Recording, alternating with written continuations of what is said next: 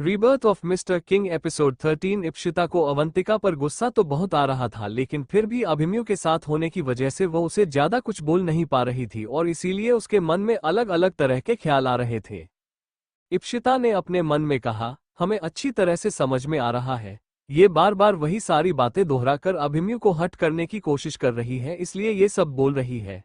हमें कुछ तो ऐसा करना होगा जिससे अवंतिका को इस बात पर यकीन हो जाए कि हम दोनों सच में शादी करने वाले हैं और इसलिए बोलती बंद हो जाए। लेकिन हम ऐसा क्या करें? इप्शिता ने अवंतिका को घूरते हुए कहा, ओ हेलो, हम दोनों तुम्हारे साथ आर्ग्यूमेंट करके अपना और टाइम और एनर्जी वेस्ट नहीं करना चाहते और नहीं तुम्हें कुछ प्रूफ करना चाहते हैं क्योंकि तुम इस लायक भी नहीं हो। चलिए अभिमन्यु। इप्शिता इतना बोलकर अभिमन्यु को लेकर वहां से पार्टी हॉल की तरफ ही जाने लगी कि अवंतिका पीछे से तेज आवाज में हंसते हुए बोली, मैं जानती हूँ अभिमन्यु, तुम नहीं कर सकते इससे शादी क्योंकि तुम्हारे दिल में आज भी सिर्फ एक ही नाम बसता है और वह है अवंतिका।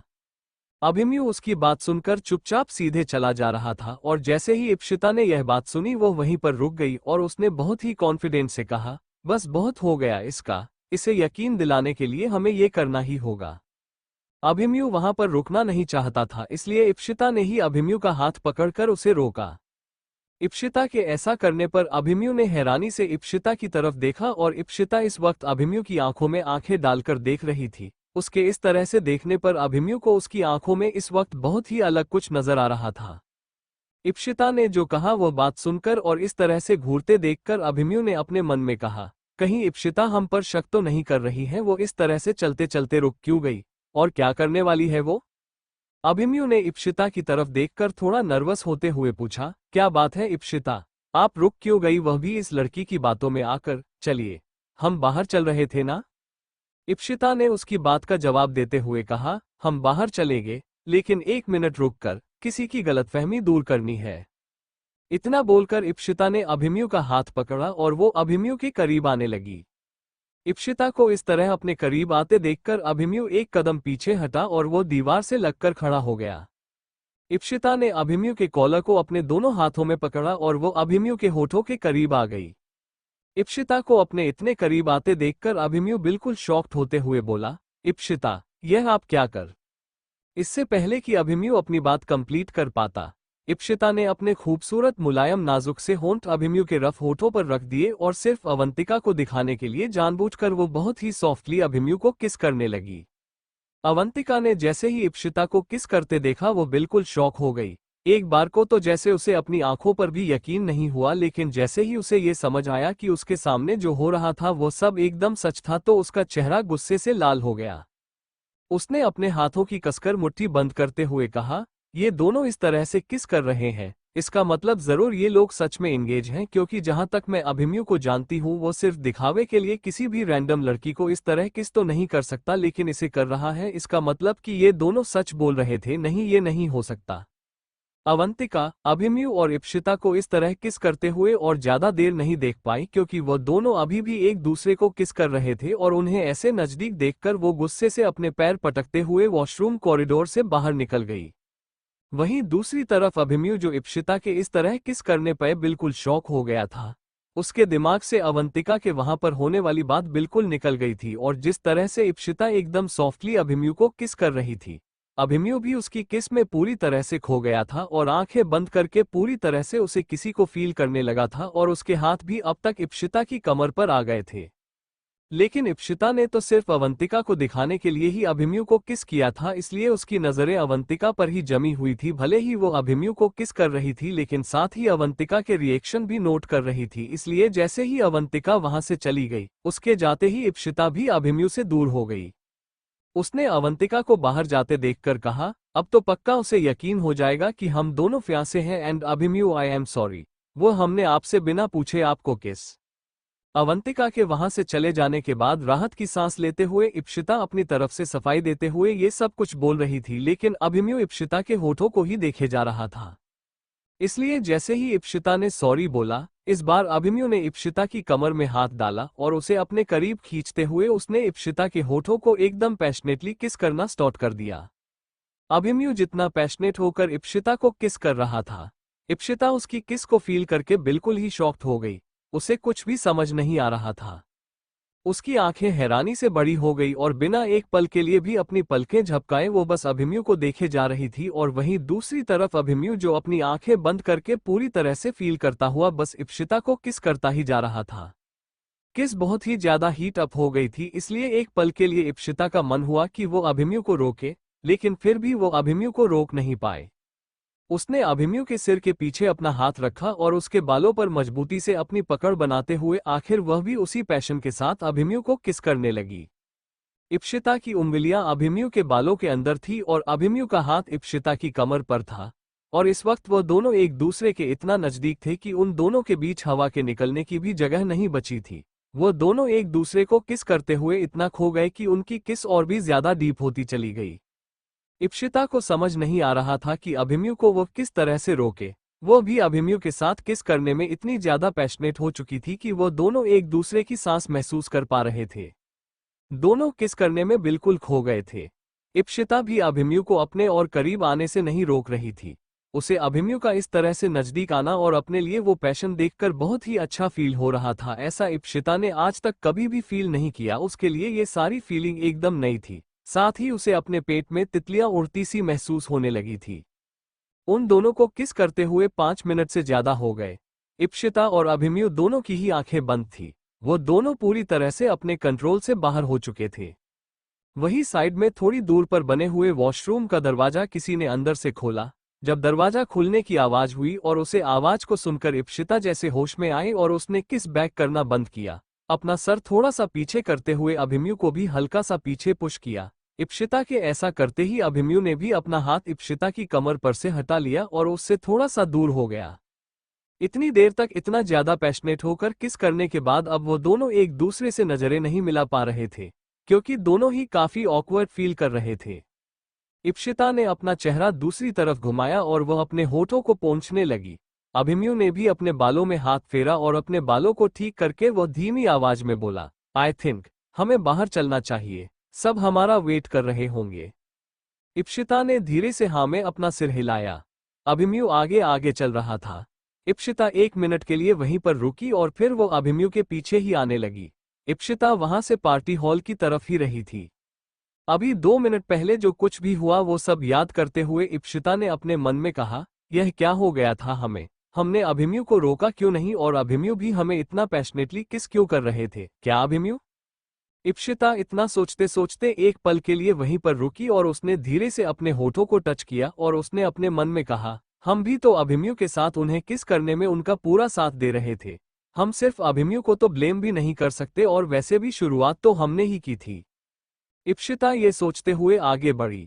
अभिमन्यु ने पीछे मुड़कर देखा। इप्शिता खोई हुई सी लग रही थी और वह रास्ते में आए 2-3 सीढ़ियों पर उसने ध्यान नहीं दिया और एकदम ही सीधा पैर रख दिया तो इप्शिता का पैर लड़खड़ाया और वो गिरने ही वाली थी कि अभिमन्यु ने जल्दी से आगे बढ़कर इप्शिता को संभाल लिया। उसने इप्शिता का हाथ कसकर पकड़ लिया। इप्शिता ने जैसे ही अभिमन्यु का हाथ अपने हाथ में महसूस किया, वो नजर उठाकर उसकी तरफ ही देखने लगे और जैसे ही उन दोनों की सांस मिली इप्शिता को ऐसा लगा जैसे कि उसके दिल की धड़कनें रुक सी गई हैं। वही अभिमन्यु भी अपनी जगह पर एकदम जम गया।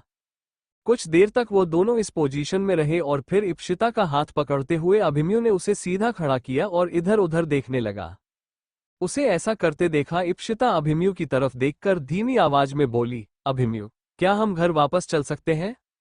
अभिमन्यु ने इप्शिता की तरफ देखा। वो काफी ज्यादा एम्बेरेस्ड लग रही थी और अभिमन्यु ने भी इप्शिता से और कुछ नहीं पूछा, क्योंकि अभिमन्यु जानता था कि अगर उसने इप्शिता से कुछ भी पूछा तो वह शायद अभी उसकी बात का जवाब नहीं दे पाएगी। अभिमन्यु इप्शिता को और अनकंफर्टेबल नहीं करना चाहता था, इसलिए वो बिना कोई सवाल किया उसने धीरे से अपना सिर हिलाते हुए बोला, हाँ ठीक है, चलिए चलते हैं घर वापस, वैसे भी बहुत कुछ हो गया और काफी टाइम भी हो रहा है। इतना बोलकर अभिमन्यु इप्शिता के साथ वहां से निकल ही रहा था कि उसका मैनेजर उसके पास आकर बोला, क्या हुआ सर, आप जा रहे हैं क्या? अभिमन्यु ने कहा, हाँ हम निकल रहे हैं, बाकी का जो भी काम है वो कल ऑफिस में करेंगे और किसी से मिलना रह गया हो तो वह भी तुम हमारी पर्सनल मीटिंग अरेंज करवा देना। मैनेजर ने हाँ में अपना सिर हिलाया और मैनेजर से बात करके अभिमन्यु इप्शिता को लेकर वहां से बाहर निकलने ही वाला था कि उसके सामने एक लड़का आ गया जिसने ब्लैक कलर का कोट पेंट और बोटाई लगा रखी थी। उसके बाल बड़े ही अच्छी तरह से सेट थे। वो दिखने में कुछ कुछ अभिमन्यु की ही हाइट का लग रहा था, लेकिन वो अभिमन्यु जितना हैंडसम नहीं था और उसके चेहरे पर एक जबरदस्ती की मुस्कुराहट थी। वो लड़का अभिमन्यु और इप्सिता के सामने आकर खड़े होते हुए बोला, कुंवर सा, आप अपनी ही पार्टी से इतनी जल्दी वापस जा रहे हैं? अभी तो हमारी आपकी मुलाकात भी नहीं हुई। इतनी भी क्या जल्दी है, थोड़ी देर तो रुकिए। आपके साथ तो पहली बार हम इतनी ब्यूटीफुल लेडी को देख रहे हैं, हमसे मिलवाएंगे नहीं इन्हें? अभिमन्यु ने उस लड़के की तरफ देखते हुए कहा, oh Prithvi, meet my fiancee Ipsita Suryavanshi. और इप्सिता ये पृथ्वी है। अभिमन्यु बोल ही रहा था, वो अपनी बात पूरी भी नहीं कर पाया और उसके पीछे से एक किसी की आवाज आई और वह तीनों मुड़कर उस तरफ ही देखने लगे। वो लड़का अभिमन्यु और इप्सिता के सामने आकर खड़े होते हुए बोला, कुंवर सा, आप अपनी ही पार्टी से इतनी जल्दी वापस जा रहे हैं? अभी तो हमारी आपकी मुलाकात भी नहीं हुई। इतनी भी क्या जल्दी है, थोड़ी देर तो रुकिए। आपके साथ तो पहली बार हम इतनी ब्यूटीफुल लेडी को देख रहे हैं, हमसे मिलवाएंगे नहीं इन्हें? अभिमन्यु ने उस लड़के की तरफ देखते हुए कहा, oh Prithvi, meet my fiancee Ipsita Suryavanshi. और इप्सिता ये पृथ्वी है। अभिमन्यु बोल ही रहा था, वो अपनी बात पूरी भी नहीं कर पाया और उसके पीछे से एक लड़की की आवाज आई, मेरे होने वाले हस्बैंड। जैसे ही अभिमन्यु और इप्सिता ने यह बात सुनी, वो लोग पीछे मुड़कर देखने लगे। अवंतिका पृथ्वी के बगल में आकर खड़ी हुई। उसने पृथ्वी की बाह को अपने दोनों हाथों में जकड़ लिया। इप्सिता अवंतिका को फिर से अपने सामने आते देखकर उसे घूरते हुए देखने लगी। पृथ्वी ने मुस्कुराते हुए अवंतिका की तरफ देखकर कहा, कहाँ चली गई थी तुम? हम तुम्हें काफी देर से ढूंढ रहे थे। अवंतिका ने पृथ्वी के कंधे पर अपना सिर टिकाते हुए कहा, ओ बेबी, थोड़ी देर के लिए भी वेट नहीं कर पाए क्या मेरा? बस वॉशरूम ही गई थी। अभिमन्यु अवंतिका और पृथ्वी को इस तरह बात करते देखकर बोला, पृथ्वी, हम अभी थोड़ा जल्दी में है, हम आपसे बाद में मिलते हैं। नाउ प्लीज एक्सक्यूज अस। इतना बोलकर अभिमन्यु ने इप्सिता का हाथ कसकर पकड़ा और वो उसे लेके पार्टी से बाहर निकलने लगा। जैसे ही वो दोनों बाहर निकले, उनकी कार वहीं गेट पर मौजूद थी। इप्सिता अभिमन्यु दोनों कार में बैठे और कार सीधे विला की तरफ मुड़ गई। पूरे रास्ते दोनों में से कोई कुछ भी नहीं बोला, क्योंकि इस टाइम उन दोनों के लिए ही यह मोमेंट काफी ज्यादा ऑकवर्ड हो गया था। ना ही इप्सिता अभिमन्यु से कुछ बोलना चाहती थी और ना ही अभिमन्यु इप्सिता से कुछ कहना चाहता था, क्योंकि अभिमन्यु को नहीं पता था कि अगर उसने इप्सिता से अभी कुछ कहा तो वह किस तरह से रिएक्ट करेगी। इसलिए वह दोनों ही चुपचाप बैठे थे। इप्सिता के मन में अभी भी अभिमन्यु की वही पैशनेट किस बार बार दिमाग में घूम रही थी। इप्सिता को समझ नहीं आ रहा था कि वह आखिर किस तरह से अभिमन्यु से नजरें मिलाए। उसने अपने मन में कहा, हम दोनों फियांसे हैं और एक दूसरे के साथ एंगेज्ड है, तो क्या इस रिश्ते से एक दूसरे को किस कर सकते हैं? क्या हमारा किस करना गलत नहीं है? इप्सिता के दिमाग में बार बार किस को लेकर ही अलग अलग तरह के सवाल आ रहे थे। उसने धीरे से अपनी नजर अभिमन्यु की तरफ घुमाए। उसने देखा अभिमन्यु भी विंडो से बाहर की तरफ देख रहा था, जिसे देखकर इप्सिता समझ गई कि शायद अभिमन्यु भी उतना ही ऑकवर्ड है जितना कि वो थी।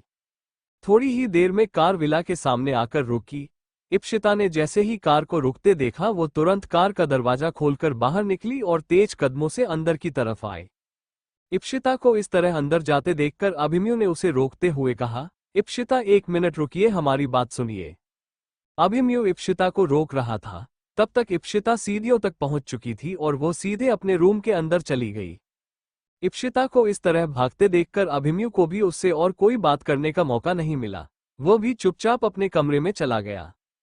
अभिमन्यु जैसे ही अपने कमरे में पहुंचा, उसने एक गहरी सांस लेते हुए कहा, हम एक काम करते हैं, पहले अपने कपड़े चेंज कर लेते हैं, उसके बाद इप्सिता से जाकर सॉरी बोल देंगे। शायद उन्हें इस तरह से हमारा उन्हें किस करना अच्छा नहीं लगा, इसी वजह से वो इतनी ज्यादा एम्बेरेस्ड हो रही है। हमें भी उन्हें किस करते टाइम थोड़ा तो सोचना चाहिए था, लेकिन हमें ये बात समझ नहीं आ रही कि हमने उन्हें इस तरह से किस किया क्यों। इप्सिता ने तो चलो हमें इसलिए किस किया क्योंकि वह अवंतिका को इस बात का विश्वास करना चाहती थी कि हम दोनों फियांसे हैं। जब इप्सिता हमें किस करके पीछे हटी, तब तक तो अवंतिका वहां से जहां भी चुकी थी, तो फिर हमने उन्हें क्यों की किस? क्या हम इप्सिता की तरफ अट्रैक्ट हो रहे हैं या हमें उनसे प्यार? अभिमन्यु के दिमाग में जैसे ही यह बात आई, वो इतना बोलते बोलते चुप हो गया। उसने गहरी सांस ली और कपड़े चेंज करने के लिए वो वॉशरूम में चला गया। अभिमन्यु ने थोड़ी ही देर में कपड़े चेंज कर लिए। वही इप्सिता जो अपने कमरे में थी, उसने अपनी ज्वेलरी उतारकर मिरर के सामने रखी हुई थी। इप्सिता खुद को शीशे में देखते हुए बोली, अभिमन्यु ने हमें इतनी पैशनेटली किस किया, इसका मतलब क्या हुआ? क्या वो हमें पसंद करने लगे हैं? इप्शिता के मन में ये ख्याल आया। इप्शिता खुद को शीशे में देख रही थी। तभी वो अपने बेड पर आकर बैठी और इप्शिता ने नामे अपना सिर हिलाते हुए कहा, हम शायद कुछ ज्यादा ही सोच रहे हैं, हमें इसके बारे में इतना नहीं सोचना चाहिए। इप्शिता इतना सोचकर अपनी सैंडल उतरने लगी। जब उसने सैंडल खोली तो उसे अभिमन्यु याद आया। जब वो पार्टी में जा रही थी तो किस तरह से अभिमन्यु ने इतने प्यार से उसे सैंडल पहनाई थी। वो बात याद करके इप्शिता के चेहरे पर हल्की सी मुस्कुराहट आ गई। वो अभिमन्यु को सोचकर ब्लश करने लगी। वैसे ही इप्शिता ने अभिमन्यु को सोचते हुए ही अपने मन में कहा, वैसे हम अभिमन्यु को पहले जितना रूड और घमंडी समझते थे, असल में वह वैसे है नहीं। हाँ जरूर वो खुद को थोड़ा टफ दिखाने की कोशिश करते हैं, लेकिन एक्चुअली में वह बहुत सॉफ्ट हार्टेड है, ये बात हमें आज पता चल गई। इप्शिता इतना बोलकर अपनी हिल्स उतारकर शीशे के सामने खड़ी हुई और उसने सामने लगे हुए आईने में अपना चेहरा ध्यान से देखा तो उसके बाल थोड़े से बिखरे हुए थे और साथ ही उसके होठों से लिपस्टिक भी फैल गई थी और खुद को ऐसे देखकर उसे ना चाहते हुए फिर से अपनी और अभिमन्यु की उसे किसकी याद आ गई और उसके बाल और लिपस्टिक खराब होने की वजह भी अभिमन्यु की वही की थी और वो सभी याद करके इप्शिता ने धीरे से अपनी उंगलियों से अपने होठों को टच किया। ऐसा करते हुए उसे जैसे ही रियलाइज हुआ उसने खुद को डांटते हुए कहा, ये क्या कर रही हूं मैं, पागल तो नहीं हो गई कहीं, पहले चेंज कर लेती हूं। इतना बोलकर उसने अपनी गाउन के पीछे अपना हाथ किया। फिर वो गाउन को उतारने के लिए बैक चेन खोलने की कोशिश करने लगी, पता नहीं क्यों लेकिन इप्शिता से चेन खुली ही नहीं रही थी। इप्शिता ने चेन को कसकर पकड़ा और उसे खोलने की कोशिश करते हुए कहा, ये क्या हो रहा है, ये चैन इतना फंस क्यों रही है, जब हमने इसे पहना था तब तो बिल्कुल ठीक थी, अब ये खुलने में इतनी नखरे क्यों दिखा रही है? इप्शिता के बाल चैन में फंस रहे थे। तभी इप्शिता ने अपना क्लचर उठाया और अपने बालों को फोल्ड करते हुए कल्चर लगाकर दोबारा से चैन खोलने की कोशिश करते हुए कहा, पहले तो हमें लग रहा था कि शायद हमारे बालों की वजह से यह चेन नहीं खुल रही है, लेकिन ये चेन तो अभी भी अटकी हुई है। अब हम क्या करें, इसे कैसे खोलेंगे हम? इप्शिता ये सोच ही रही थी कि तभी उसने अपने हाथ को पीछे की तरफ बेंड किया और थोड़ी ताकत लगाकर वो चैन को खोलने की कोशिश करने लगी। इप्शिता चेन खोलने की कोशिश कर रही थी, लेकिन लग रहा था कि चेन और भी ज्यादा उलझती जा रही है। इप्शिता ने थककर अपने हाथ नीचे करते हुए कहा, हमारा तो हाथ दर्द होने लगा, अब हम चैन कैसे खोलेंगे, और इस हैवी गाउन में तो हम ऐसे सो भी नहीं सकते, क्या करें, शांता काकी को बुला ले क्या? इप्शिता इतना बोलकर घड़ी की तरफ देखने लगी। रात के 12:30 बज रहे थे। उसने नामे अपना सिर हिलाते हुए कहा, अरे नहीं, अभी अगर हम शांता काकी के पास इतनी रात में जाएंगे तो उनकी नींद खराब हो जाएगी। वह बेचारी पहले ही सारा टाइम इतना काम करती है, सुबह से लेकर शाम तक वो अकेले ही पूरी इतने बड़े विला को संभालती है। वह पहले ही इतनी ज्यादा थक गई होगी।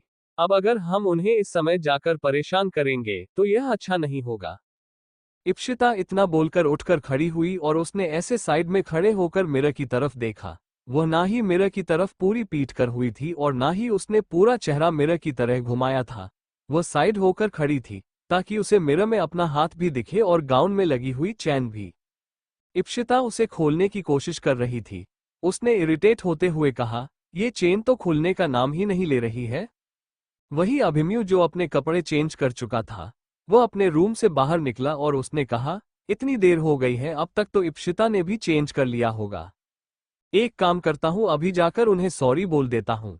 अगर उन्हें बुरा लगा होगा तो शायद सॉरी सुनकर वो थोड़ा अच्छा फील करने लगे, क्योंकि हमने बिना पूछे उन्हें इस तरह इतनी पैशनेटली किस कर लिया। पता नहीं वो हमारे बारे में क्या सोच रही होगी, कहीं वो हमें ऐसा वैसा आदमी ना समझने लगे। वो किस तो वैसे भी हीट ऑफ द मोमेंट में हो गई थी। हम अगर उन्हें समझाएंगे तो वह हमारी बात जरूर समझ जाएंगी। इप्शिता बहुत समझदार है। अभिमन्यु इतना बोलकर सीधे अपने रूम से बाहर निकला और वह इप्शिता के रूम की तरफ बढ़ रहा था। तभी उसने देखा कि इप्शिता का रूम खुला हुआ था। इप्शिता को आवाज लगाते हुए अभिमन्यु ने दरवाजा खोला। उसने कहा, इप्शिता। वह अभिमन्यु ने धीमी आवाज में इप्शिता का नाम लिया, लेकिन जब उसने देखा कि इप्शिता अपनी ड्रेस को खोलने में स्ट्रगल कर रही है और वह अपने आप में ही उलझी हुई है, तो अभिमन्यु वही दरवाजे के पास ही रुक गया। उसने वहीं पर रुकते हुए कहा, ओह शिट, हमें अभी नहीं आना चाहिए था। इप्शिता ने तो अभी कपड़े चेंज ही नहीं किए हैं। अभिमन्यु मन में इतना बोलकर वापस जाने ही वाला था कि तभी इप्शिता ने इरिटेट होकर थोड़ी तेज आवाज में कहा, कहाँ फंस गए हम भी, और यह चेन भी इतनी नखरे कर रही है। प्लीज खुल जाओ, वरना हम तो इतने हैवी गाउन को पहनकर सो भी नहीं पाएंगे। कैसे खोले हम इससे? इप्शिता थक गई थी। उसने अपना सर पकड़ा और अपने बालों को ठीक से टाइटली बांधने लगी। अभिमन्यु इप्शिता को इस तरह इरिटेट होते देख रहा था और उसने सोचा कि वो उसकी हेल्प कर सकता है, लेकिन इस बारे में वो कुछ भी कैसे बोले, इसलिए वो चुपचाप धीरे धीरे कदमों से चलता हुआ रूम के अंदर आया और उसने इप्शिता की पीठ की तरफ अपना हाथ बढ़ाया और उसकी चेन को धीरे से पकड़कर अभिमन्यु ने खोल दिया। अभिमन्यु ने जैसे ही चैन खोली उसे इप्शिता की पीठ सामने नजर आने लगी और वो एकदम ही उसकी तरफ देखता रह गया और इप्शिता की बैग एकदम परफेक्ट शेप में थी और गाउन की चेन खुली जाने की वजह से वह डायरेक्टर से नजर आ रही थी। वो देखकर अभिमन्यु ने अपने गले में फंसा हुआ थूक निकाला और धीरे से अपना हाथ आगे बढ़ते हुए उसने इप्शिता की पीठ पर टच किया। इप्शिता को अपनी पीठ पर किसी का हाथ टच हुआ तो वह झट से पीछे मुड़ी। उसने जब अभिमन्यु को अपने सामने देखा तो वो एकदम से हर बढ़ाकर जल्दी जल्दी कुछ कदम पीछे हटने लगी, लेकिन उसका वो गाउन उसके पैर में अटक गया। इप्शिता गिरने ही वाली थी कि अभिमन्यु ने जल्दी से उसकी पीठ के पीछे अपना हाथ लगाया और उसे संभालते हुए बोला, संभल कर, हम हैं और हम वो बस। इप्शिता अभिमन्यु की आंखों में आंखें डालकर देखते हुए बोली, अभिमन्यु, आप इस वक्त यहाँ क्या कर रहे हैं? इप्शिता को अपनी पीठ पर किसी का हाथ टच हुआ। वो पीछे मुड़ी। उसने जब अभिमन्यु को अपने सामने देखा, वो 2 कदम पीछे हटने लगी। तभी वह गाउन उसके पैर में अटक जाती है। इप्शिता गिरने ही वाली थी कि अभिमन्यु ने जल्दी से उसकी पीठ के पीछे अपना हाथ लगाया और उसे संभालते हुए बोला, संभल कर, हम हैं और हम वो बस। इप्शिता अभिमन्यु की आंखों में आंखें डालकर देखते हुए बोली, अभिमन्यु, आप इस टाइम यहाँ हमारे रूम में क्या कर रहे हैं? इप्शिता अभिमन्यु अपनी कमर पर उसका हाथ महसूस करके थोड़ी सी हड़बड़ा गई। वो जल्दी से खड़ी हुई और उसने अपने गाउन को पकड़ा और पीछे की तरफ पलटने लगी। अभिमन्यु ने इप्शिता के कंधे पर अपना हाथ रखा और उसे पकड़ते हुए कहा, वो एक्चुअली इप्शिता, हम यहाँ पर आपसे कुछ बात करने आए थे और तभी हमने देखा कि आप शायद अपनी ड्रेस की जिप को ओपन करने में स्ट्रगल कर रही थी, तो हमने बस आपकी हेल्प। इप्शिता अभिमन्यु की बात सुनकर अपनी नजरें नीचे झुकाते हुए पीछे की तरफ हट रही थी, क्योंकि उसने ऐसा कुछ सोचा भी नहीं था, इसलिए उसे अभी बहुत ऑकवर्ड फील हो रहा था। अभिमन्यु इस बात को समझ गया और उसने इप्शिता का हाथ पकड़ते हुए कहा, एक्चुअली हम यहाँ पर आपको सॉरी बोलने के लिए आए थे। वो पार्टी में जो कुछ भी हुआ उसके लिए आई एम रियली सॉरी। हम जानते हैं हमें किस करने से पहले एक बार आपसे पूछना चाहिए था और आपकी परमिशन लेनी चाहिए थी, या फिर शायद किस करना ही नहीं चाहिए था उस तरह से, लेकिन वो एक्चुअली उस टाइम पर हमें कुछ समझ ही नहीं आया और हमने आपसे बिना पूछे ही इस तरह किस कर ली। उसके लिए I am really sorry. Ipshita Abhimanyu की बात सुनकर उसकी आंखों में आंखें डालकर देखने लगी। इससे पहले कि इप्शिता कुछ बोल पाती, अभिमन्यु वहां से तेज कदमों से बाहर निकल गया। इप्शिता अभिमन्यु को इस तरह सॉरी बोलते देखकर थोड़ी सी अपसेट हो गई। उसने धीमी आवाज में कहा, अगर अभिमन्यु ने हमें किस कर ही लिया था तो फिर उन्हें इस टाइम आकर सॉरी बोलने की क्या जरूरत थी? अभिमन्यु के जाते ही इप्शिता का मुंह बन गया। वो शायद अभिमन्यु के इस तरह सॉरी बोलने पर डिसअपॉइंट हो गई थी। अभिमन्यु के इस तरह सॉरी बोलकर जाने से इप्शिता को कहीं ना कहीं नाराज भी तो हो गई थी, लेकिन उसने इस समय ज्यादा कुछ भी कहना ठीक नहीं समझा और अभिमन्यु के जाते ही वो चेंज करके आराम से अपने बेड पर आकर लेट गई। वहीं अभिमन्यु के बारे में ही सोच रही थी। इप्शिता ने अपने मन में कहा, अभिमन्यु ने हमें सॉरी बोला है, हमें क्या उनसे इस बारे में बात करनी चाहिए? और सबसे बड़ी बात, उन्होंने अवंतिका के बारे में हमें कुछ भी नहीं बताया, तो क्या हमें उनके पास जाकर इस बारे में उनसे पूछना चाहिए? इप्शिता के दिमाग में ये सारे भी सवाल चल रहे थे, लेकिन जवाब उसे किसी एक का भी नहीं मिल रहा था। इसके अलावा उसे वह बात भी एकदम से ध्यान आई जब वह गाउन की चैन खोलने की कोशिश कर रही थी। उसी वक्त अभिमन्यु आया और जिस तरह से बिना कुछ बोले उसने उसकी चेन खोल दी, वह बात याद करके भी इप्शिता को काफी शर्म आने लगी और उसने तकिया में अपना चेहरा छुपा लिया और बेड पर अपने पेट के बल लेट गई। अभिमन्यु का हाथ एकदम हल्के से ही उसकी पीठ को टच हुआ था, लेकिन अभी भी उसे ऐसा लग रहा था जैसे कि वो अभिमन्यु का टच फील कर पा रही है। ये सोचकर उसने तकिया को एकदम कसकर पकड़ लिया और एकदम सीधे लेते हुए ऊपर सीलिंग की तरफ देखने लगी। वो बात याद आते ही इप्शिता ने अपने आप से सवाल करते हुए कहा, अभिमन्यु आखिर क्यों कर रहे हैं ये सब? अगर उन्हें माफी ही मांगनी थी तो फिर एक और गलती क्यों की, और उसके लिए तो कुछ बोला भी नहीं। क्या सच में सिर्फ हमारी हेल्प ही कर रहे थे या कुछ और ही इरादे थे उनके? नहीं नहीं, ये सब हम क्या सोच रहे हैं? अभिमन्यु सच में बस हमारी हेल्प ही कर रहे होंगे। हम भी सच में नंदिनी के साथ रहकर बिल्कुल बिगड़ गए हैं।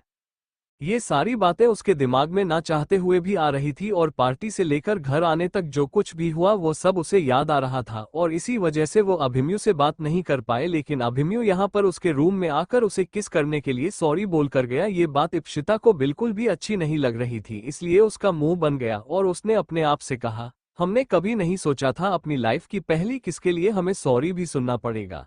ऐसी भी कोई गलती नहीं की, आखिर अपने होने वाले हस्बैंड को ही तो किस किया है। ये सब कुछ सोचते सोचते कुछ देर बाद आखिर उसे भी नींद आ गई, क्योंकि पार्टी की वजह से वो काफी थकी हुई थी। अगले दिन सुबह इप्शिता की जब आंख खुली तो उसने देखा कि 10 बज चुके थे। इप्शिता उठी और उसने अपने बालों को समेटते हुए कहा, शायद कल की थकान की वजह से हम इतनी देर तक सोते रह गए। इप्शिता उठी और वो जब तक फ्रेश होकर आए तो वो अपने रूम से बाहर निकली। उसने अभिमन्यु के रूम की तरफ देखा। तभी शांता काकी, जो अभिमन्यु के रूम से ही बाहर निकल रही थी, उन्होंने इप्शिता की तरफ देखते हुए कहा, क्या हुआ बहुरानी सा, आप यहाँ ऐसे क्यों खड़ी हैं? कुंवर सा का इंतजार कर रही है क्या? इप्शिता इससे पहले कि उनकी बात का कोई जवाब दे पाती, उन्होंने खुद अपनी ही बात का जवाब देते हुए कहा, अरे वो आज कुंवर सा को शायद जल्दी जाना था, इसलिए वो तो सुबह सुबह ही साइट पर चले गए। इप्शिता ने जैसे ही शांता काकी की यह बात सुनी, वो वापस अपने रूम में आकर थोड़ा सोचते हुए बोली, क्या अभिमन्यु हमसे बात नहीं करना चाहते? वो इस तरह हमें बिना बताए कैसे चले गए? ऐसे तो वह हमेशा ही हमें बता कर जाते हैं। क्या वो कल की किस को लेकर इतने ज्यादा एम्बेरेस्ड हो गए हैं कि वो अब हमसे बात ही नहीं करना चाहते? इसीलिए तो वो इस तरह बिना हमसे मिले और बिना हमसे बात करे चुपचाप अपने काम पर निकल गए। हमने सोचा था कि उनसे अवंतिका के बारे में पूछेंगे, लेकिन हमें तो ऐसा लग रहा है जैसे शायद अभिमन्यु हमसे बात ही नहीं करना चाहते हैं। इप्शिता अभिमन्यु के बारे में ही सोचती जा रही थी। तभी उसने एक गहरी सांस लेते हुए कहा, अगर उन्हें हमसे बात नहीं करनी है तो फिर ठीक है, हम भी क्यों बार बार उनके बारे में सोचते जा रहे हैं? कोई जरूरत नहीं है हमें भी उनके बारे में सोचने की। जब उन्हें हमारी फिक्र नहीं है तो फिर हम भी उनके बारे में क्यों सोचें? इप्शिता अपने मन को समझाने के लिए ये सारी बातें बोल रही थी।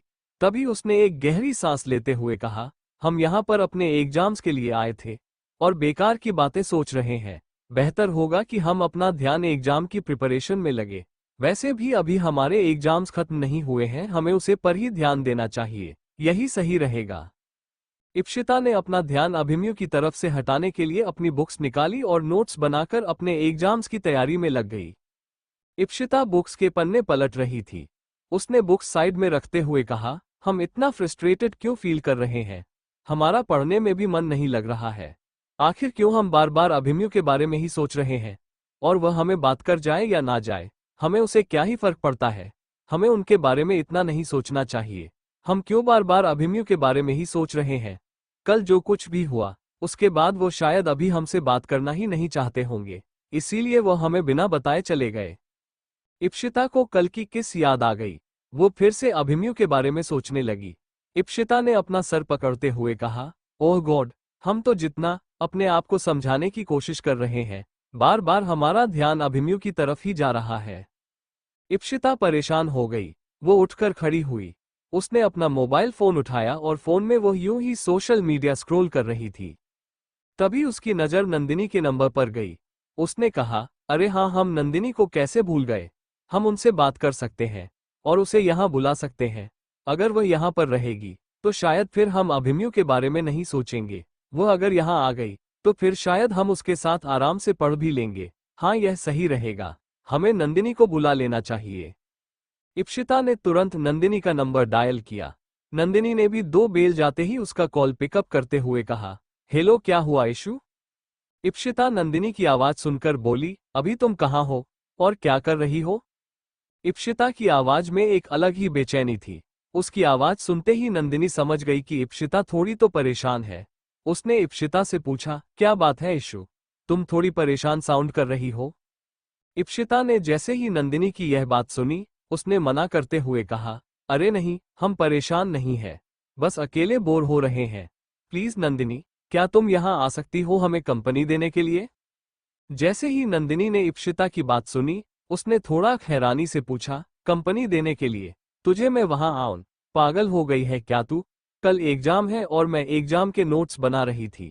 काफी सारा सिलेबस अभी पढ़ने को बचा है। अगर मैं अभी वहां तुझे कंपनी देने आऊंगी तो पढ़ूंगी कब?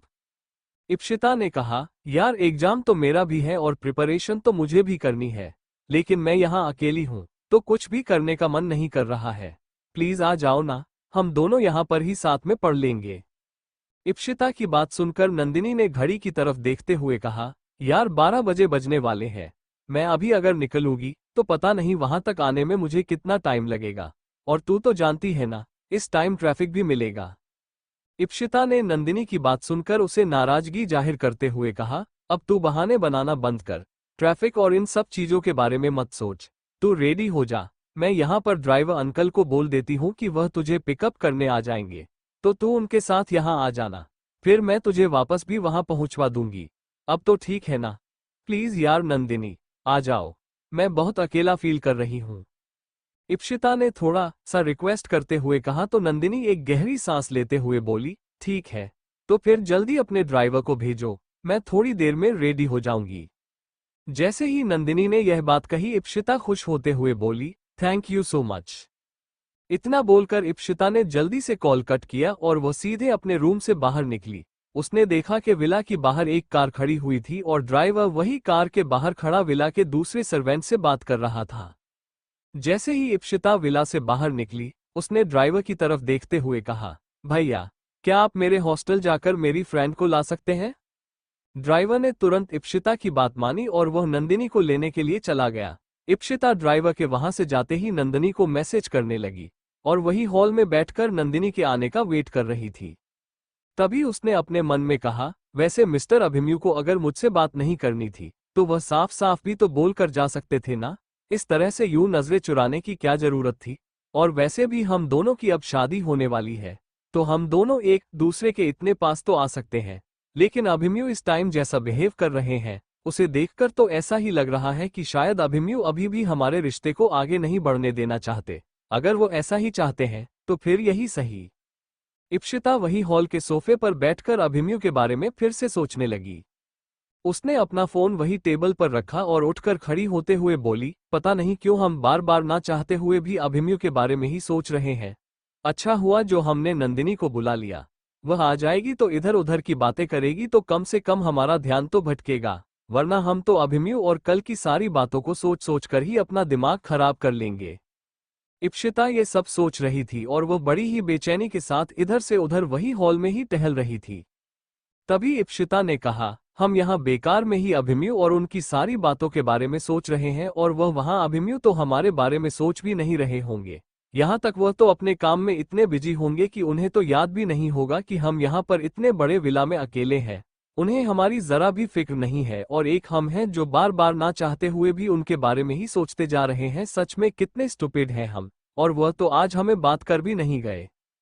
इप्शिता इतना बोलकर अभिमन्यु को सोचकर नाराजगी से अपना मुंह बनाकर वहीं सोफे पर ही बैठ गई। वहीं दूसरी तरफ अभिमन्यु जो साइड पर सारा काम देखने के बाद अपने ऑफिस में बैठा हुआ था और कहीं ना कहीं उसके दिमाग में भी इप्शिता की कई बातें चल रही थी। उसने लैपटॉप खोला और वो काम कर ही रहा था।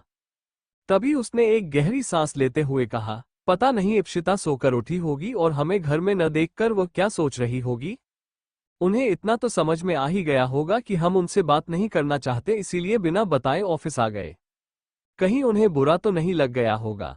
वो हमारे बारे में क्या सोच रही होंगी। और कल अवंतिका ने उनके सामने जिस तरह से बिहेव किया, जिस तरह से वो हम पर हक जाता रही थी और इतने कॉन्फिडेंस से सारी बातें बोल रही थी, उससे इप्शिता को इतना तो समझ में आ ही गया होगा कि वह हमारी एक्स है। अगर उन्होंने अवंतिका के बारे में हमसे पूछा तो क्या हमें उन्हें अवंतिका के बारे में सब कुछ बताना होगा? क्या उन्हें अवंतिका के बारे में सच बताना सही होगा? अभिमन्यु चुपचाप बैठकर यह सारी बातें सोच रहा था। उसने फोन उठाकर इप्शिता का नंबर देखते हुए कहा, क्या हम एक बार इप्शिता से बात करें? अभिमन्यु ये सोच ही रहा था और जैसे ही उसने डायल करने वाले नंबर पर टच करने के लिए अपना हाथ आगे बढ़ाया तो उसने तुरंत अपना हाथ पीछे खींचते हुए कहा, पता नहीं इप्शिता हमसे नाराज है या नहीं। हम उन्हें फोन करें तो क्या वह हमसे बात करेगी भी या नहीं? हम उनसे बात कर ही नहीं पाए तो फिर हमें लगता है अभी हमें उनसे इस तरह फोन पर बात नहीं करनी चाहिए। शाम को घर जाएंगे तब उनसे आराम से फेस टू फेस बात कर लेंगे और अगर वो हमसे नाराज होंगी तो सॉरी बोल देंगे। अभिमन्यु ने इप्सिता के बारे में सोचते हुए ये सारी बातें खुद से ही कहीं और फिर आखिर अपना मोबाइल फोन वही सामने टेबल पर रखकर अपने काम में लग गया। वो उसे फोन नहीं कर पाया। वहीं दूसरी तरफ विला में इप्सिता जो बड़ी है बेचैनी के साथ और बड़ी ही बेसब्री से नंदिनी के आने का इंतजार कर रही थी। जैसे ही कार विला के सामने आकर रुकी इप्सिता बाहर की तरफ देखने लगी। उसने देखा नंदिनी अपने हाथ में बैग और बुक्स लेकर अंदर आ रही है। उसे देखकर इप्सिता के चेहरे पर बड़ी सी मुस्कुराहट आ गई। जैसे ही नंदिनी अंदर आई इप्सिता ने उसे हग करते हुए कहा, अरे कहाँ रह गई थी तुम? पता है कितनी देर से हम तुम्हारा वेट कर रहे थे। नंदिनी इप्सिता की बात सुनकर घड़ी की तरफ देखते हुए बोली, कितनी देर से? सिर्फ 35 मिनट में मैं रेडी होकर यहाँ तेरे सामने पहुँच गई हूँ और 35 मिनट तेरे लिए बहुत होता है। इप्सिता नंदिनी की बात सुनकर बोली, अरे यार नंदिनी, तुम ना आओ और यहाँ बैठो। तभी शांता किचन की तरफ से बाहर निकल कर आई। उन्होंने इप्सिता की तरफ देखते हुए कहा, बहुरानी सा आपको कुछ चाहिए? इप्सिता उनकी बात सुनकर उनकी तरफ देखा और उसने शांता से कहा, शांता काकी ये हमारी दोस्त है नंदिनी और नंदिनी यह है शांता काकी। नंदिनी उनकी तरफ देखकर मुस्कुराते हुए बोली, हेलो आंटी कैसी हैं आप? शांता मुस्कुराते हुए बोली, अरे हम बहुत अच्छे हैं बिटिया। बहुरानी सा आप लोग कुछ लेंगे? कॉफी ठंडा कुछ? इप्सिया ने नंदिनी की तरफ देखते हुए कहा, कॉफी पियोगी? नंदिनी ने कहा, अरे नहीं आंटी, आप परेशान मत होइए, मैं तो बस यहाँ पर ईशू से मिलने आई हूँ। प्लीज आप परेशान मत होइए, आपको कुछ भी लाने की जरूरत नहीं है। इप्सिता ने नंदिनी की तरफ देखकर मुस्कुराते हुए कहा, पहली बार तुम यहाँ आए हो तो फॉर्मेलिटी तो अदा करेंगे ही हम। शांता काकी आप 2 कप कॉफी हमारे रूम में लेकर आ जाएगा। शांता ने हाँ में अपना सिर हिलाया और वह किचन की तरह चली गई। इप्सिता ने नंदिनी का हाथ पकड़ा और उसे सीधे अपने रूम में लेकर आ गई। नंदिनी ने इप्सिता की तरह देखते हुए कहा, तुम बेकार में ही बोर हो रही थी, शांता काकी के साथ बैठकर आराम से बातें करती ना। इप्सिता नंदिनी की बात सुनकर उसे घूरते हुए बोली, पागल हो गई हो क्या तुम? हम शांता काकी के साथ बैठकर कितनी देर बात करते? वो बेचारे बहुत काम करते हैं, समझ लो पूरा विला उन्होंने अकेले संभाल रखा है और हम उन्हें परेशान नहीं करना चाहते थे, इसलिए तुम्हें बुला लिया। इप्सिता ने जैसे ही यह बात कही तो नंदिनी उसकी तरफ देखते हुए बोली, अगर बोर हो रही थी तो कोई और चीजों के साथ टाइम स्पेंड कर लेती, वैसे कहाँ है जीजू? इप्सिता ने जैसे ही नंदिनी के मुंह से अभिमन्यु की बात सुनी वह इरिटेट होते हुए बोली, हमें क्या पता, गए होंगे अपनी साइट पर अपने प्रोजेक्ट की प्रोग्रेस रिपोर्ट चेक करने के लिए, वैसे भी कौन सा वो हमें सब कुछ बात कर जाते हैं। इप्सिता के इस तरह बोलने पर नंदिनी ने कहा, मतलब जीजू तेरे उठने से पहले ही चले गए थे क्या? उन्होंने तुझे कुछ भी नहीं कहा और कुछ भी नहीं बताया? अगर तुझे उनसे बात करनी है तो जाकर उनसे फोन पर बात कर। इप्सिता इरिटेट होकर बोली, हमें अभिमन्यु से कोई बात नहीं करनी और तू भी प्लीज हमसे उनकी बात मत कर। इप्सिता को इस तरह इरिटेट होकर यह सारी बातें बोलते देखकर नंदिनी ने उसे घूरते हुए कहा, तू जीजू से नाराज है क्या किसी बात को लेकर? नंदिनी ने जैसे ही यह बात कही उसने मुंह बनाते हुए कहा, हम क्यों नाराज होने लगे किसी से, और वैसे भी उनसे नाराज होकर क्या ही फायदा? नाराज उनसे हुआ जाता है जो इंसान आपकी नाराजगी समझे और आपको मनाए, हम किसी से नाराज नहीं है। इतना बोलकर इप्सिता ने अपनी बुक्स खोली और अपने बने हुए नोटिस को नंदिनी के सामने रखते हुए कहा, देखो ये हमने कुछ नोट्स बनाए हैं, मन नहीं लग रहा था, पता नहीं सही भी है या नहीं, एक बार प्लीज इसे चेक करो। नंदिनी के हाथ में नोट्स पकड़ाने के बाद इप्सिता अपने मन में बोली, यह नंदिनी भी जब देखो तब जिजू जिजू किया करती है, इसके पास भी अभिमन्यु के अलावा और कोई बात ही नहीं रहती। नाराज तो अपनों से हुआ जाता है और वैसे भी वो कौन सा हमारे अपने हैं, तो उनसे क्या नाराज होना? अभिमन्यु के बारे में सोचते हुए ये सारी बातें अपने मन में बोल रही थी। तभी नंदिनी ने इप्सिता के उन नोट्स को चेक करते हुए कहा, ठीक है, लेकिन मुझे नहीं लगता इन नोट्स को पढ़कर तुम कल का एग्जाम दे पाओगी। यह मैंने भी कुछ नोट्स बनाए हैं तो इसे देख लो। नंदिनी इतना बोलकर नोट्स इप्सिता को देने लगी, लेकिन इप्सिता तो अपने ही ख्याल में खोई हुई थी। तभी नंदिनी ने इप्सिता के चेहरे के आगे चुटकी बजाते हुए कहा, ओ हेलो मैडम, कहाँ खोई हुई हो? इप्सिता ने हड़बड़ाते हुए कहा, हम वो नहीं, कुछ नहीं सोच रहे हैं, लाओ दिखाओ हमें अपने नोट्स भी।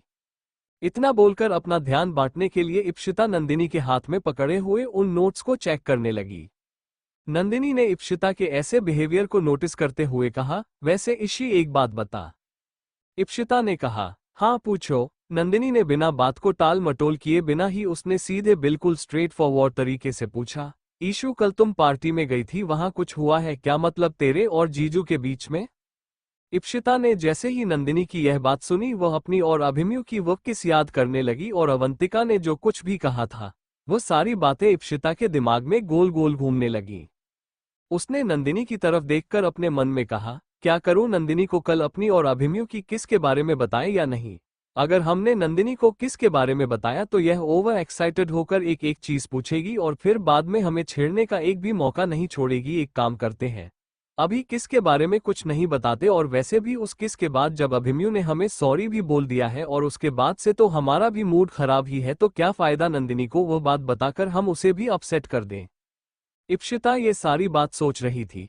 तभी नंदिनी ने इप्शिता को इस तरह सोच में डूबा देखकर उसके चेहरे के आगे अपना हाथ हिलाते हुए कहा, ईशु आखिर बात क्या है, क्या सोच रही हो तुम इतनी देर से और मुझे बता भी नहीं रही, बताओ आखिर बात क्या है, सच सच बताओ, कल पार्टी में कुछ हुआ है ना?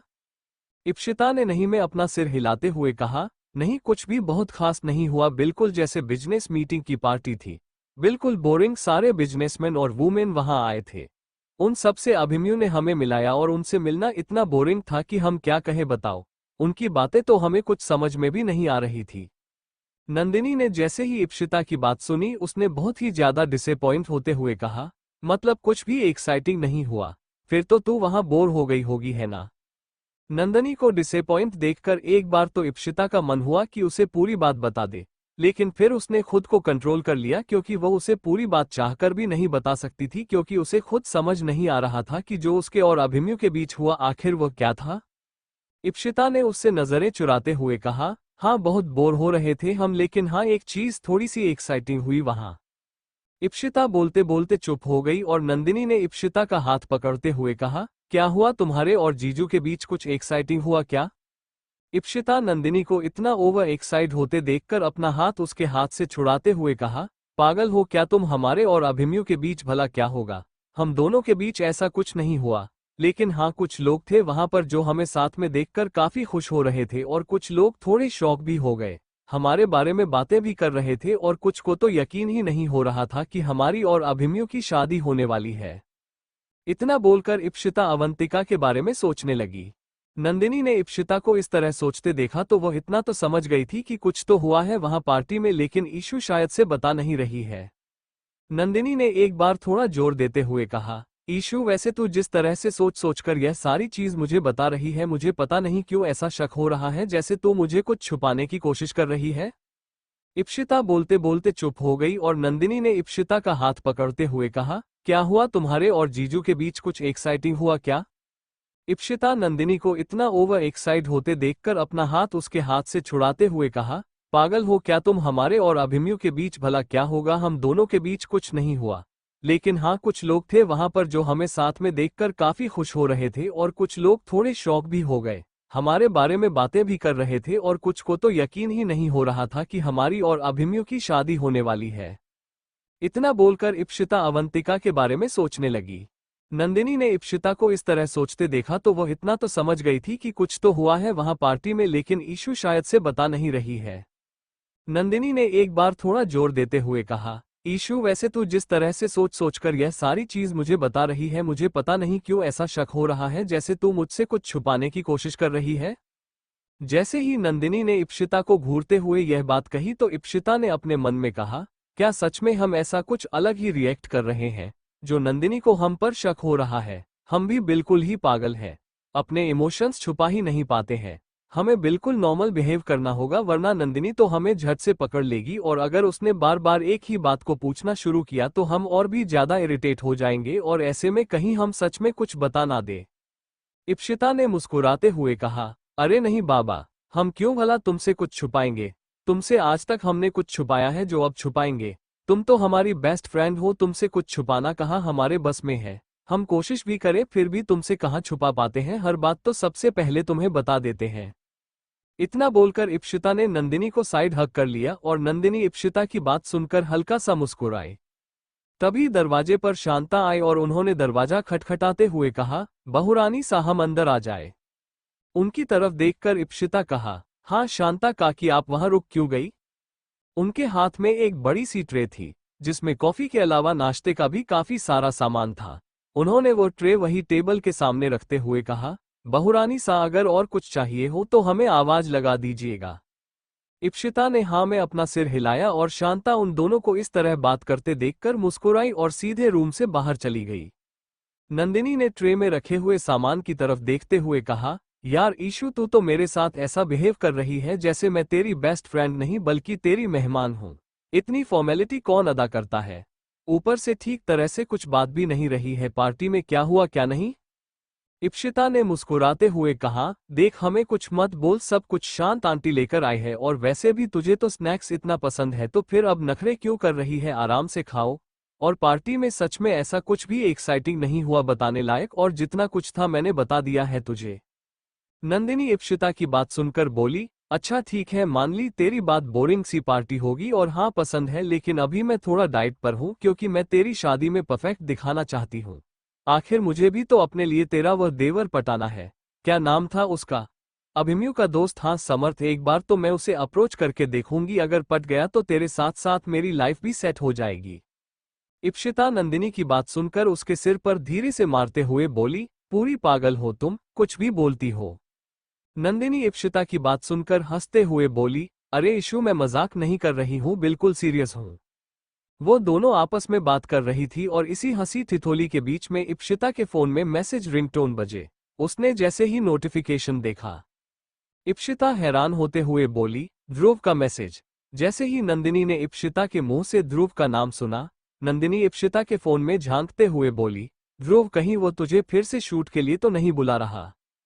इप्शिता ने तुरंत ही मना करते हुए कहा, नहीं यार, अब वो हमें शूट के लिए क्यों बुलाएगा? उस ही दिन उसे हम सब कुछ समझा कर आए थे और वैसे भी हमने उसे मना कर दिया था कि यह हमारा लास्ट फोटोशूट है। अब और कोई फोटोशूट नहीं होगा तो वह हमें फोटोशूट के लिए तो नहीं बुलाएगा। नंदिनी ने इप्शिता की तरफ देखकर कहा, अरे बाबा तो फिर इतना सस्पेंस क्रिएट क्यों कर रही हो, ओपन करो उसका मैसेज और देखो क्या है। इप्शिता ने ध्रुव का मैसेज खोला और उसने देखा उसमें इप्शिता की फोटोशूट वाली फाइनल फोटोज थी जो ध्रुव ने उसे देखने के लिए सेंड की थी। इप्शिता और नंदिनी दोनों उसकी वो फोटोज देखकर बिल्कुल हैरान हो गई। इप्शिता के मुंह से तो एक शब्द भी नहीं निकला। वही नंदिनी ने इप्शिता को अप्रिशिएट करते हुए कहा, वाह ईशु, तेरी यह फोटोज कितनी ज्यादा प्रिटी लग रही है। तू सच में बिल्कुल प्रोफेशनल मॉडल की तरह पोज देती है। मुझे नहीं लगता कोई भी बाकी तेरी आगे कोई बड़ी और प्रोफेशनल मॉडल भी इतनी अच्छी तरह पोज कर पाती होगी। नंदिनी के मुंह से यह सारी बातें सुनकर इप्शिता अपनी फोटोज बहुत ध्यान से देख रही थी। अपने हर एक पोज की तारीफ नंदिनी के मुंह से सुनकर इप्शिता बहुत खुश हुई। तभी ध्रुव का वीडियो कॉल आया और उसने ध्रुव का वीडियो कॉल रिसीव करते हुए कहा, हेलो। ध्रुव ने मुस्कुराते हुए पूछा, देखी तुमने अपनी पिक? नंदिनी ने कहा, हाँ हम लोग वही देख रहे थे। ध्रुव खुश होते हुए बोला, यार तेरी फोटोज ने एक बार फिर से मेरा सिलेक्शन करवा दिया। इप्शिता ध्रुव की बात सुनकर थोड़ी शॉक्ड होते हुए बोली, इन फोटो से तुम्हारा सिलेक्शन हो गया? तुम्हें रिजल्ट पता चल गया क्या? ध्रुव ने काफी कॉन्फिडेंस से कहा, नहीं रिजल्ट तो अभी नहीं पता चला है, लेकिन मैं 1000% श्योर हूँ कि यह फोटोज मेरा सिलेक्शन करवा कर ही रहेंगी। Just look at your pictures Ishu, it's amazing, you are such a great model. अगर तुझे तेरे ससुराल वाले मॉडलिंग के लिए परमिशन दे देते हैं तो तू सच में आगे चलकर एक बहुत बड़ा नाम बनाएगी। नंदिनी ध्रुव की यह बात सुनकर मुस्कुराते हुए बोली, एग्जैक्टली मैं भी अभी ईशू से यही बोल रही थी। ऐसा लग रहा है ईशू की यह फोटोज देखकर कि वो सिर्फ और सिर्फ मॉडलिंग के लिए ही बनी है ना? इप्शिता उन दोनों की बात सुनकर काफी ज्यादा इमोशनल हो गई और उसने ध्रुव और नंदिनी की तरफ देखते हुए कहा, थैंक यू हमें इतना अप्रिशिएट करने के लिए, लेकिन प्लीज अब हम पहले ही जब डिसीजन ले चुकी हैं तो फिर अब तुम लोग इस तरह की बातें क्यों कर रहे हो, छोड़ो ये सारी बातें। ध्रुव इप्शिता को इमोशनल होते देखकर बोला, अच्छा ठीक है मैं नहीं कह रहा तुमसे कुछ भी, लेकिन हाँ ईशू एक बात याद रखना, तुम मेरी पहली मॉडल हो और मैं चाहता हूं कि आगे भी कभी ना कभी मुझे तुम्हारे साथ काम करने का मौका मिले। इसलिए अगर कभी भी तुम्हारा मूड चेंज होता है या फिर कभी भी तुम्हें कोई भी कैसा भी फोटो शूट करवाना हो तो मुझे याद रखना। इप्शिता ध्रुव की बात सुनकर मुस्कुराते हुए बोली, ओके बाय द वे, हम प्रे करेंगे कि तुम्हें तुम्हारे करियर में हमेशा सक्सेस मिले। हमारा सपना तो पूरा नहीं हो सकता, कम से कम तुम्हारा सपना ही पूरा हो जाए। इप्शिता ध्रुव से यह बात बोल रही थी। तभी ध्रुव ने कहा, thank you so much. I wish मुझे तुम्हारे साथ थोड़ा और काम करने को मिलता। लेकिन खैर कोई बात नहीं, अगर किस्मत में होगा तो हम दोबारा एक साथ काम जरूर करेंगे। इप्शिता ध्रुव की बात सुनकर मुस्कुराई और इसके अलावा और कुछ भी नहीं बोली और ध्रुव ने कहा, ठीक है, मैं तुम दोनों से बाद में बात करूंगा, बाय। इतना बोलकर ध्रुव ने कॉल डिस्कनेक्ट कर दिया। इप्शिता अपनी फोटोज की तरफ बड़े ध्यान से देखने लगी।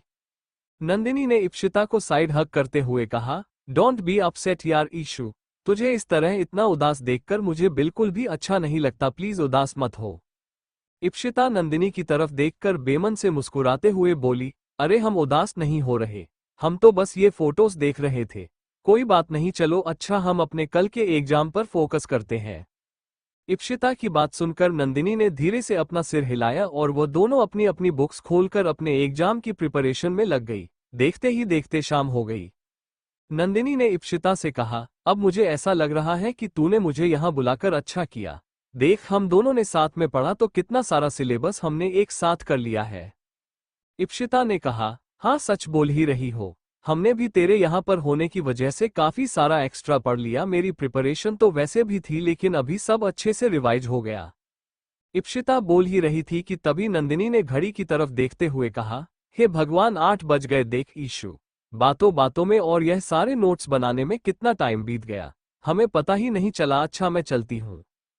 इप्शिता ने कहा, यार इतना लेट हो गया है, अब कम से कम डिनर करके जाना। नंदिनी ने कहा, हाँ सोच तो मैं भी यही था कि थोड़ी देर रुक जाऊं और जीजू आ जाए तो उनसे मिलकर जाऊं, लेकिन शायद आज मैं उनसे नहीं मिल पाऊंगी और पता नहीं उन्हें आने में कितनी देर लगेगी, इसलिए अभी मैं चलती हूँ और डिनर तो बाद में होता रहेगा, क्योंकि अभी अगर मैंने और लेट किया तो फिर जानती है ना तू हॉस्टल के रूल्स, और फिर वार्डन मैम गुस्सा करेगी। इप्शिता ने हाँ में अपना सिर हिलाया और उसने नंदिनी को रोका नहीं। वह नंदिनी के साथ ही रूम से बाहर निकली।